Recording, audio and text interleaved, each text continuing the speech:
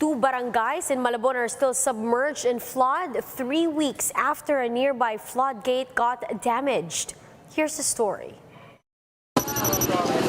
This barangay in Malabon has been in ankle-deep flood for 3 weeks now, and despite the recent gloomy weather, it's not the rain that caused the flooding.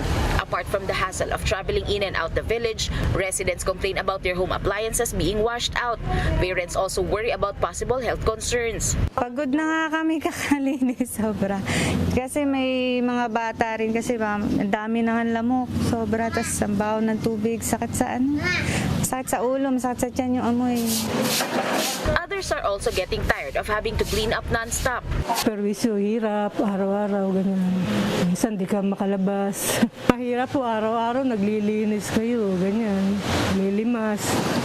All this happened after a navigational gate at the Navotas Tangos River got damaged.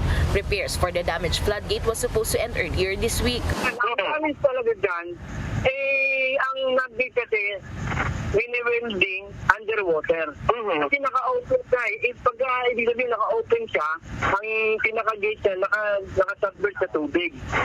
Ngayon, mga putik doon, di ba, kailangan pa i-blasting nila yon bago nila ma-welding yung part ng link arm ng nag-gate. So, yun ang naging problema. Malabon Mayor Jeannie Sandoval said the flooding situation has since gotten better compared to a few weeks ago. She adds that out of the 10 barangays that were flooded, only 2 remain submerged at the moment. Meron pang aayusin pa dito sa kabilang side ng Hulong Duhat Dampalit navigational gate, and I think by mga next week magiging operational na rin siya. Sandoval said the MMDA has vowed to speed up repairs in the coming days.